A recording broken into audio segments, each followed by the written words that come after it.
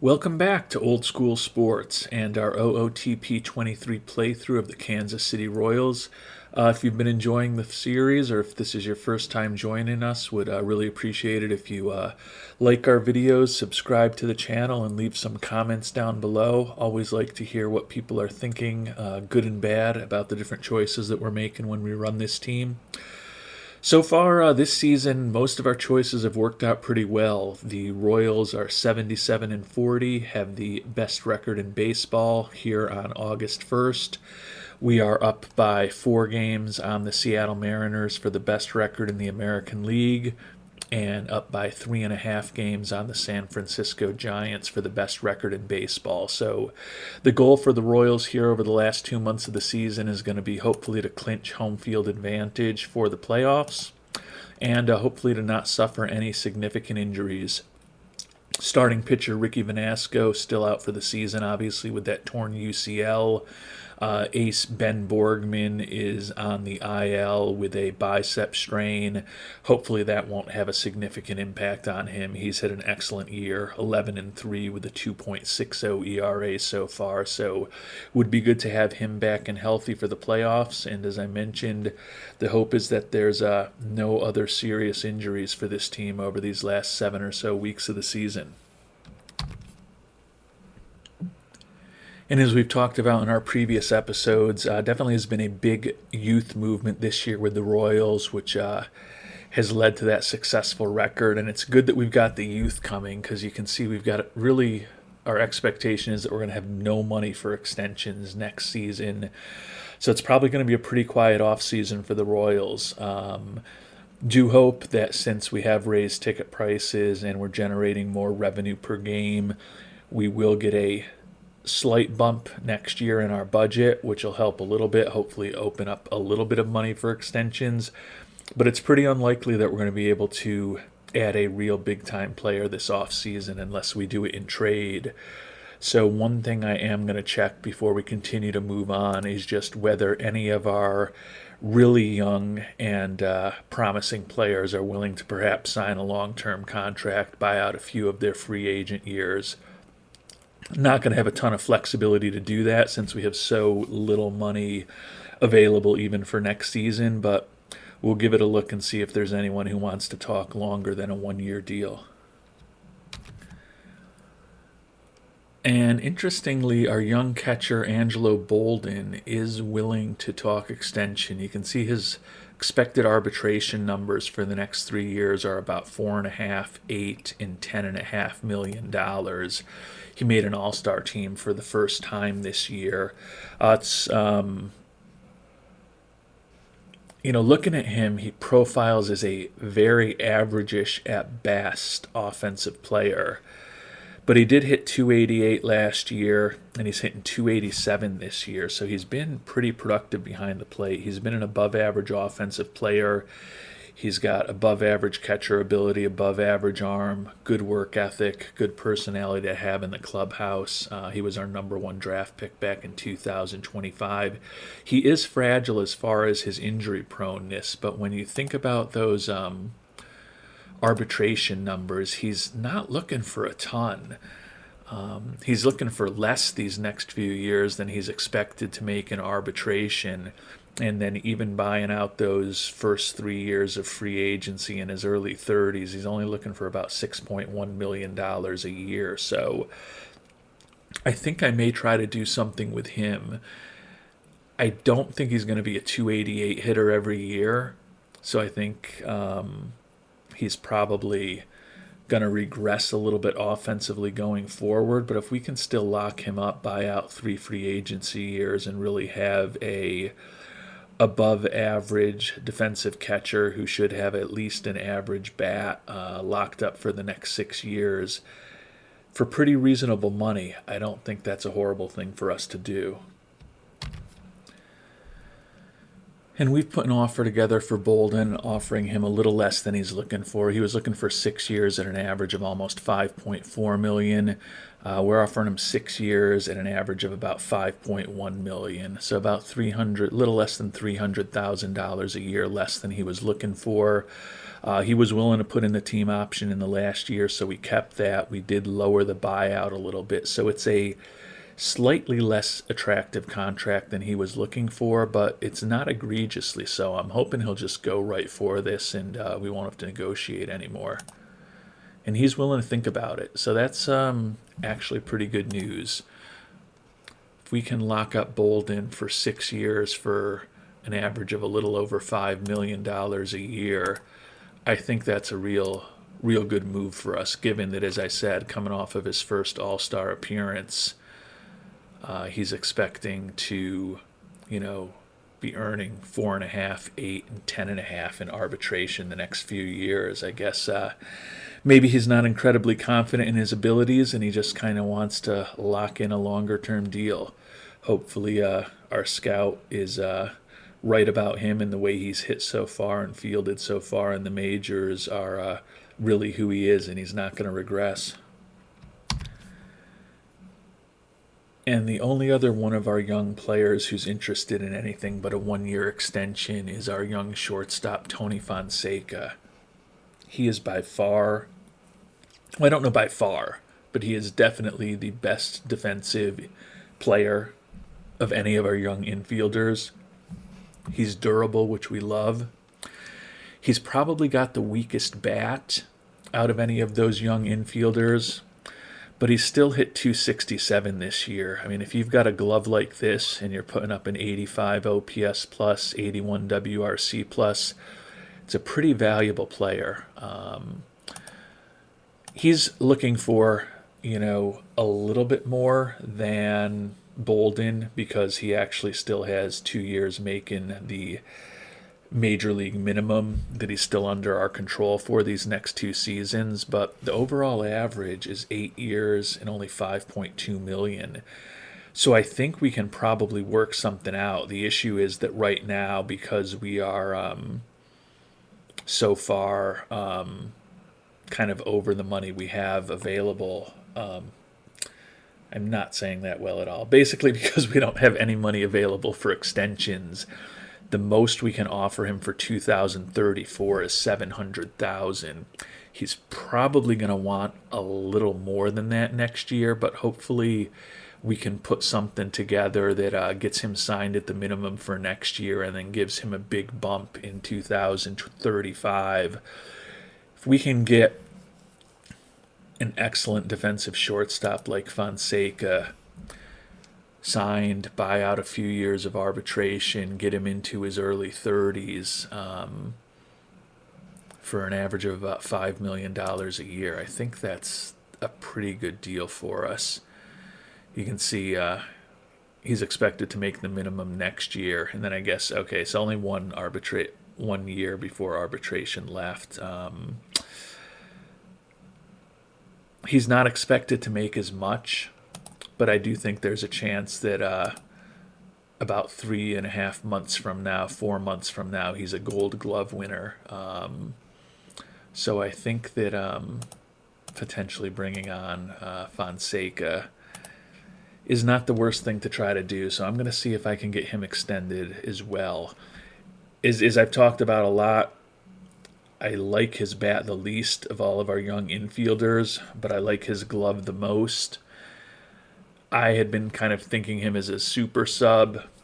Some viewers have kind of said, hey, this guy's a brilliant defensive shortstop. What the heck are you thinking, old school? And they're kind of right. So I would not mind locking up a great defensive shortstop for about $5 million a year for 8 years. So we're going to give it a try. And I've tweaked things a little bit here with Fonseca. He was looking for 8 years at an average of $5.2 million with a player option for the final season. I've actually got a 9-year deal on for him at an average of just under $5 million. So similar to what we did with Bolden, about $300,000 a year less than he was looking for. And we also added an extra year, and we put in a team option in that 8th year when the dollars start getting really big. So offer him a little less money and a little more optionality for the team and an extra year that he would be under our control. So I think he'll probably still go for this. So there's a part of me that wants to make it a little bit less attractive, but I'm going to offer him this and see what happens. Ooh, he's looking for more money. I can't give him more than that 700,000 in the first year. And I certainly want to buy out some of his free agent years if I'm going to make him a long-term deal. So what he's looking for right now doesn't really work for us. He may have to come back with something a little closer to his original offer.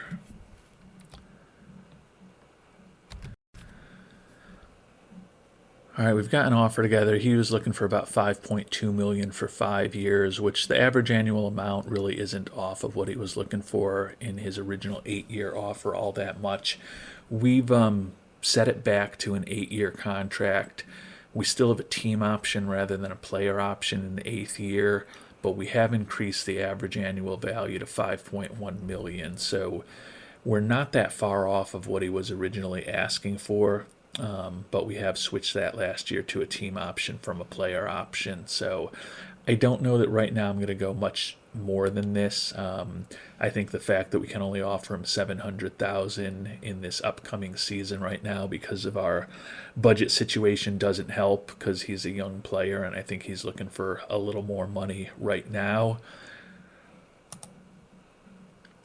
Yeah, he's only willing to do a 5-year deal now, and he's actually looking for more money per year. So doesn't look like we're going to get anything locked up with Fonseca right now, but hopefully we'll at least make some progress with Bolden. And we did get Bolden signed, so that's good news. We've lost a few games in a row, so that's not great news, but good to have a catcher locked up for the long term.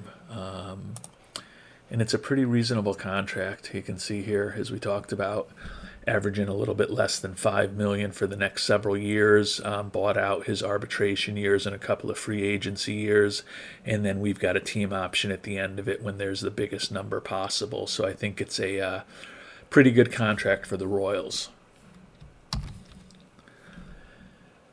And Ben Borgman's still struggling to get healthy, unfortunately. Probably going to be out a little while longer than expected. We were real cautious with him. It was a day-to-day injury, but a moderate impact on throwing, and we just didn't want to mess around, so we put him on the 15-day IL. When he was originally hurt, we thought that he might actually be healthy before the 15 days were up. Doesn't look like that's going to be the case anymore. So glad that we were as cautious as possible with our ace. Hopefully he'll be back and healthy in a few weeks. And some good news here on August 12th. Looks like Borgman is healthy and has worked through that injury, eligible to come off of the IL. Twins are really making a push on us. We're playing 500 over our last 10. They've closed 4 games on us in the playoffs, and we are now tied with the Mariners for the best record in baseball and the best record in the American League, and also tied with the Nationals, who have been playing real well, 8-2. So they've passed the Giants for the best record in the National League. So, the division is actually getting surprisingly interesting, despite the fact that we have tied for the best record in baseball.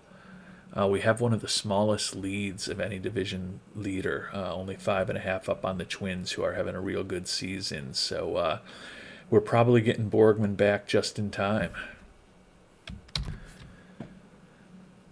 And this brilliant season by the Royals is rapidly getting very interesting. Our lead on the Twins is down to just 3.5 games. We continue to scuffle along playing 500 ball, even though we have won 3 in a row. They continue to play really well, keep making up space on us.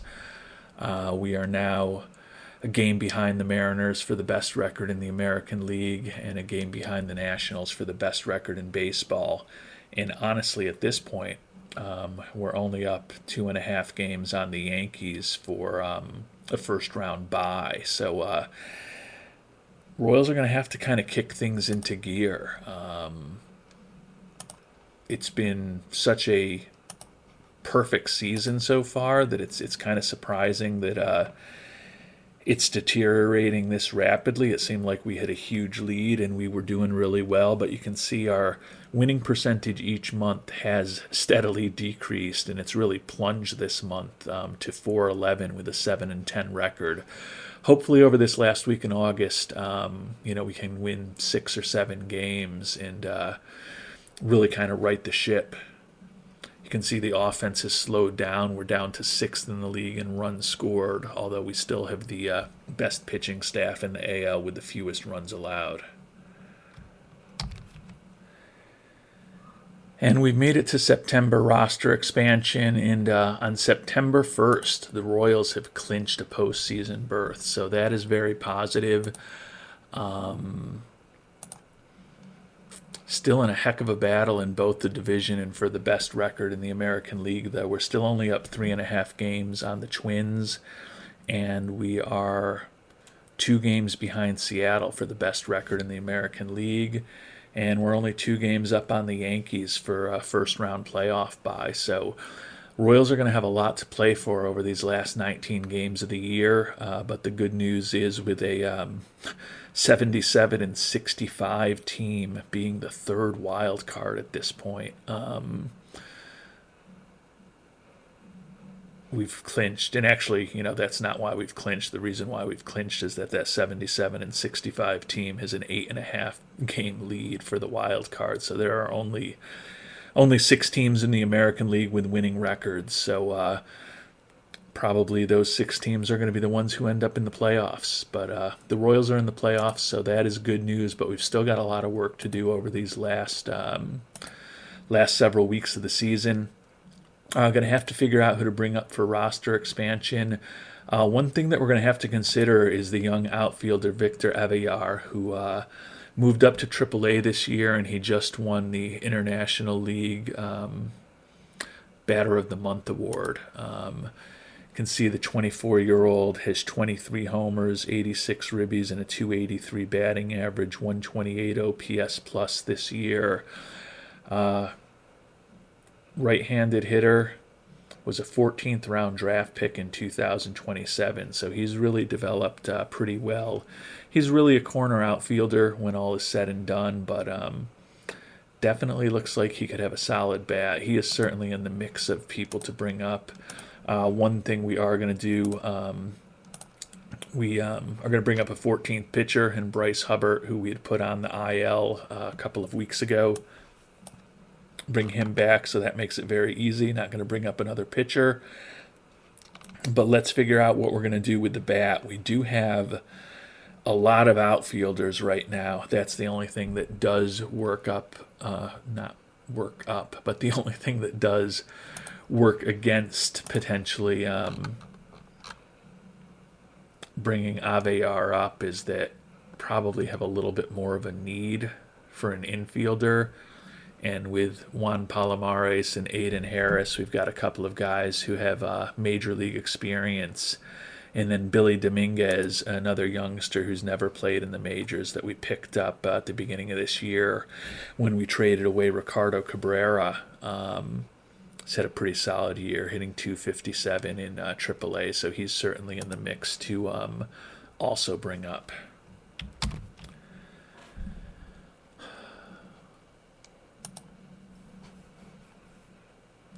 Avellar is probably the right guy to bring up, but he still has a little bit of development to do. And we do another outfielder down there that I mentioned that is definitely major league ready in Orlando Soto, who's better defensively. He's hit .326 in Omaha, and he's also hit .293 while he's been up this year. So I think we're actually going to bring up Orlando Soto right now. Primarily because I don't know that Victor Avellar is going to play every day. I'm not sure that Soto is going to get any playing time either. You can see Zavala, who's another rookie, and Junior Marin are already not getting a lot of playing time, so I don't think Soto is going to come up and get a ton of playing time either. Yeah, he's still on the... so we got a lot of bats coming off the bench, switch hitter in Zavala, now a left-handed bat in Soto, and a right-handed bat in Marin. And then Laziosi, who was our starting second baseman for much of the year, and then also playing at third base, number 98 prospect in baseball, just isn't getting much playing time right now. That's why we didn't go with another infielder, because Laziosi is behind Witt Jr. at third, Fonseca at second, and Willie Flores at second base. So we're struggling to get him some at bats, and he's been pretty productive, batting .310 in those 461 at bats. But he's only starting about once a week at this point. So didn't really see a need to bring up another infielder, but hopefully with the addition of Soto to the team, and then also bringing Hubbard onto the roster to bolster our bullpen, hopefully we can string some wins together and at the very least hold off the Yankees for the second best record in the AL, but still would love to get back in front of Seattle and have home field advantage. Kind of mixed news for the Royals over the first week of September. We're still 3 games up on the Twins, which is good. We're also 3.5 games up on the Yankees now for the second best record in the American League, which is good. But we're slipping behind Seattle. We are now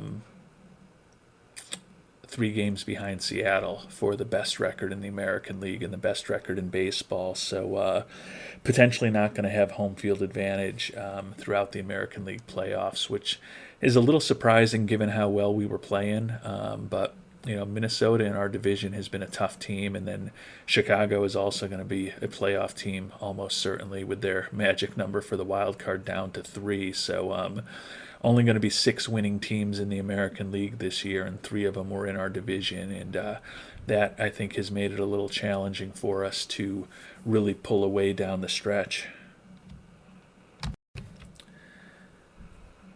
And starting pitcher Gordon Graceffo is also banged up. He's got a sore shoulder, going to need 2 weeks to recover. It's got a moderate impact on his throwing. So even though it's considered a day-to-day injury, we're just going to put him right onto the IL. Hopefully he will be back and ready and healthy for the playoffs. Be interesting to see Bryce Hubbard going into the starting rotation as a follower. So interesting decision. That might be different when we actually bring up another pitcher from AAA, although I guess the other option is to bring up another bat. Avelar did have such a nice year. Wouldn't be bad to see what he can do at the major league level. But we've also got a lot of pitchers who could use some seasoning at the major league level also. And we're not going to actually bring up a prospect. We're going to bring up a 31-year-old Jaden Woods. He's only spent 84 days in the majors, largely last year. Spent the whole year down in Omaha this year, and he's been pretty good. 3.07 ERA, over 149 and a third innings. He's a left-handed arm. I think he can potentially help us out of the bullpen. Could also be a spot starter. He obviously was closing for Omaha now, as you saw, but also had started a number of games for them this season. So give us a little bit extra optionality for the team. It looks like Byron Nichols still wants to go with Hubbard as a follower. Thought perhaps maybe having Jaden Woods, he'd put him into the rotation, but hopefully Mackenzie Gore, who's just out for 2 days with asthma. Hopefully that's not that major. Could be the end of the run for Mackenzie Gore. With us, you can see he's had just a weird year.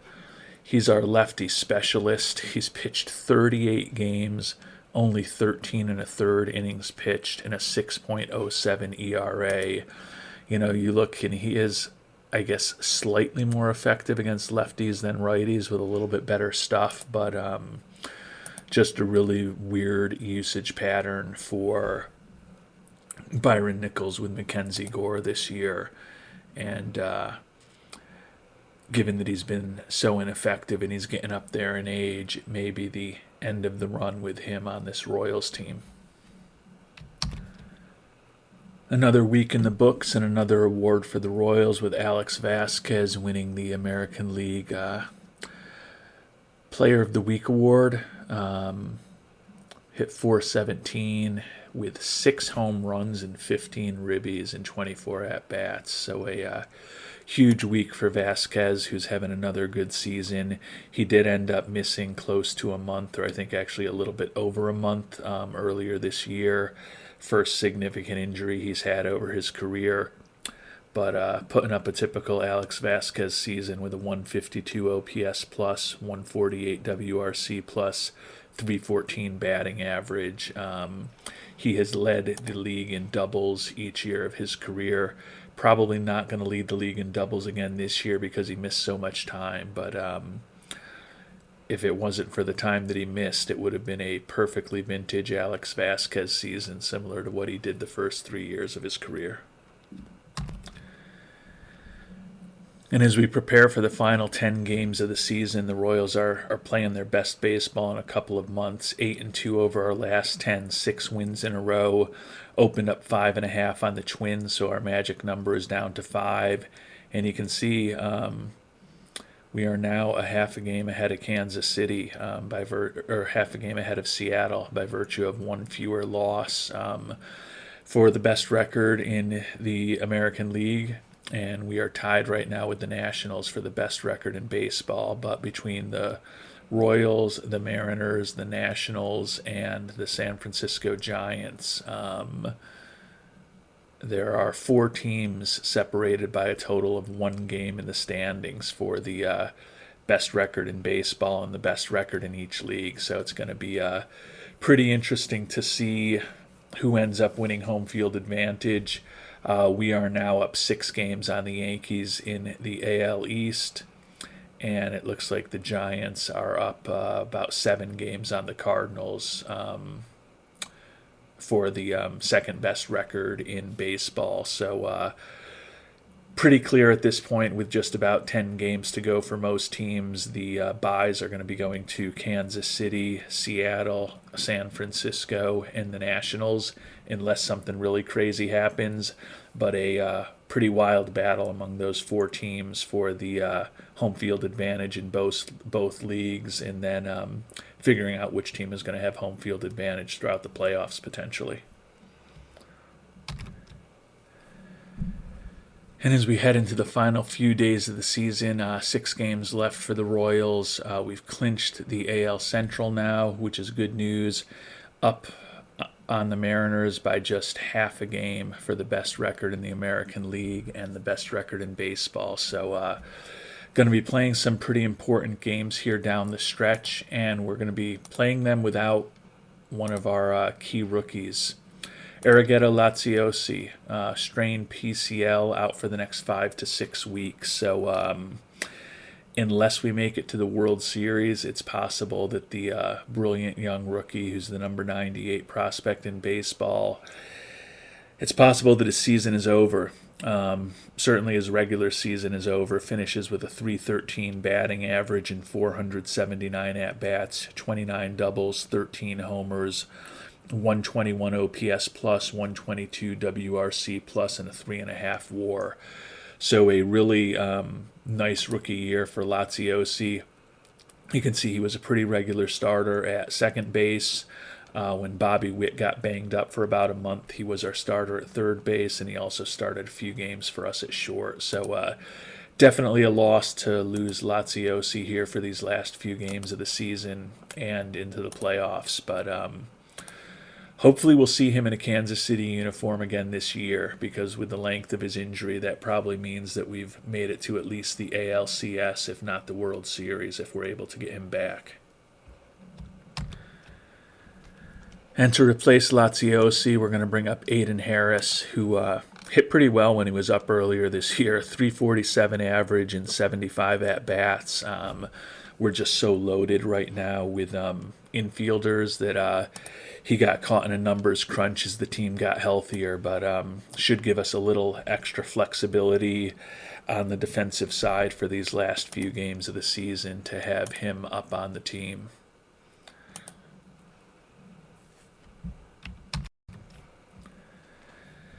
And looking at our schedule over the last 6 games of the year, we're home against Cleveland the next couple days, and then on the road for 4 games against the Angels, including a doubleheader to finish things up. So let's see how both of those teams are doing. Cleveland 76 and 81, and the Angels 87 and 69. They are going to be a playoff team. So not the best matchup in the world to have 4 games finishing up against the Angels. If they do well against us, that could definitely let Seattle sneak by us for the best record in baseball. And fortunately, we at least won both games at home against Cleveland, 6-4 and 4-3 to kind of close out our home schedule until the playoffs. Taking a look at the standings and seeing what the Mariners have done. We're now up a game and a half on the Mariners, so I guess that's positive. We'll see who they have to play down the stretch here. Obviously, it's probably going to be someone in their division, so they've got a much easier matchup, I'm guessing, than us who have to go up against the Angels. Yeah, the Mariners going against Oakland. They are on the road, so I guess that helps us a little bit, but we're on the road also.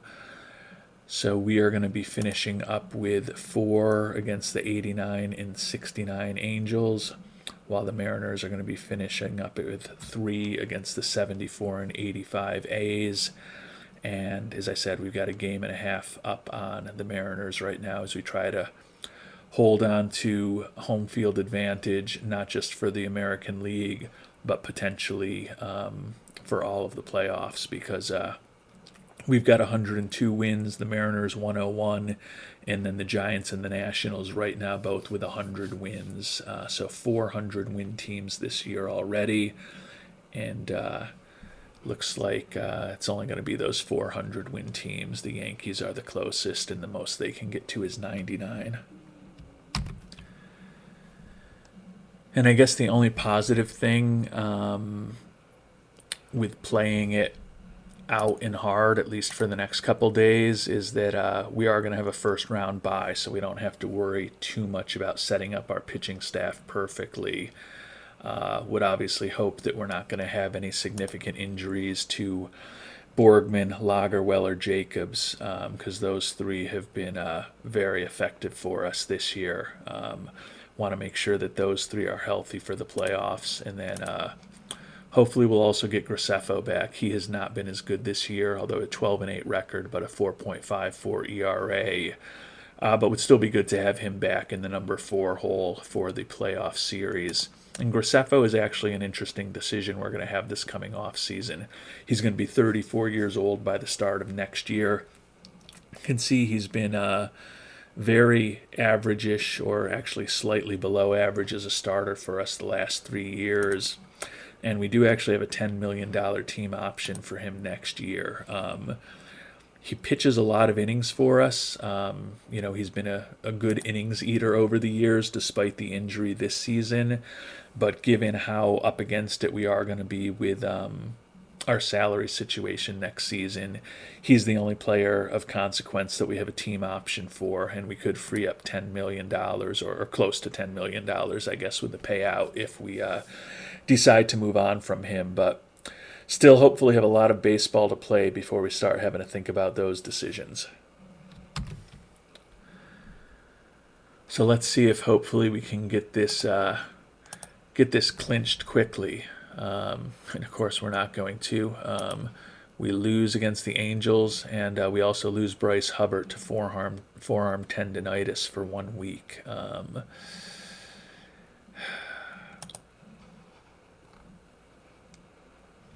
Hubbard's going to be marginal to make our pitching staff for the postseason. But I still don't know that we want to put him on the IL at this point. I think we're just going to have to keep the optionality open to not have him on the 15-day IL. So we are just going to set the game strategy. So we're going to bench him for the next 4 days, which will obviously take us through the end of the regular season, and go with 13 pitchers here over these last couple days of the year. Looking at the standings, Seattle did win, so they're only half a game behind us now. We've got the doubleheader with the Angels tomorrow. So let's sim ahead and figure out how that doubleheader is going to go. Who do we have on the mound? Looks like game one is going to be our ace, Ben Borgman. And then I would think it's probably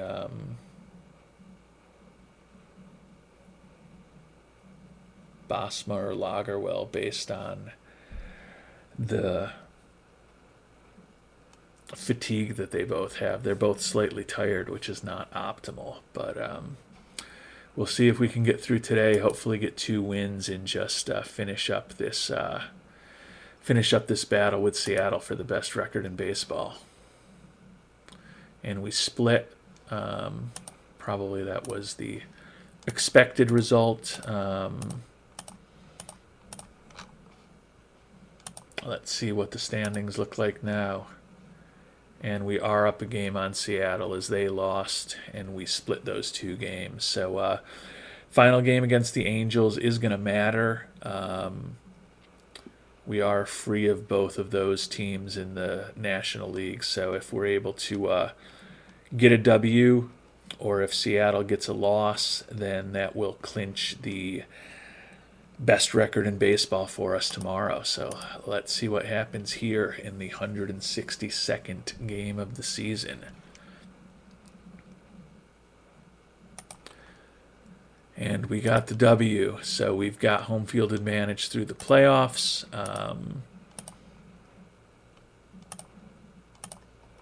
And you saw that it popped up. You may have seen it was pretty quick, but that Zach Jacobs won the ERA title, 3.03 ERA. I don't know if with the injuries whether Borgman didn't qualify. I know his ERA was also kind of climbing over the late stages of the year, but end up with a 104-58 record, 642 winning percentage. I think is that the best record we've ever had with these Royals? Yeah, we had a 636 winning percentage, 103-59 in 2028. So this is the best year we've had with the Royals by 1 game. Home field advantage throughout the playoffs. You can see that we're expecting to make some money, I guess, this offseason because now there is potential extension. Oh, no, I know what happened with the extension money. Oh, that kind of messed us up. I know exactly what happened. You may remember that we had, no, I guess it wasn't. I don't know what happened. Maybe it's just that we're going to make more money now that we're in the playoffs, and they think that that'll bump our budget. I thought it had to do with Alexis Diaz, who had that vesting option, but we had retained such a small amount of his salary that wasn't the issue anyways. So the Royals are headed back to the playoffs. As far as the injuries, looks like Graceffo is healthy now, which is good. We'll see what happens with Bryce Hubbard. Still looks like he's got about a week of recovery ahead of him. And then Aragetto Laziosi still out for another 5 weeks. So it's going to be unlikely that we're going to see him unless we get to the World Series. And we may not even see him if we get there. And talking about Laziosi, the rookie, despite that injury and despite the fact that he wasn't even a starter or an everyday starter because we were so loaded in the infield, that .313 batting average ended up being 3rd in the American League as a rookie.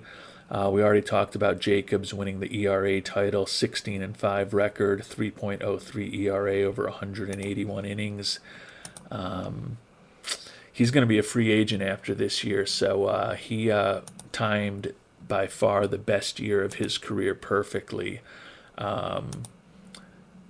Maybe given that option we have with Graceffo, if we decide that Jacobs is a better answer, maybe we do opt out of the option in the offseason with Graceffo and try to bring Jacobs back, who's a little younger and more effective. Matt Cronin, who we signed to that 1-year deal, had a nice year for us, 40 saves, 3rd in the AL, and a 2.64 ERA.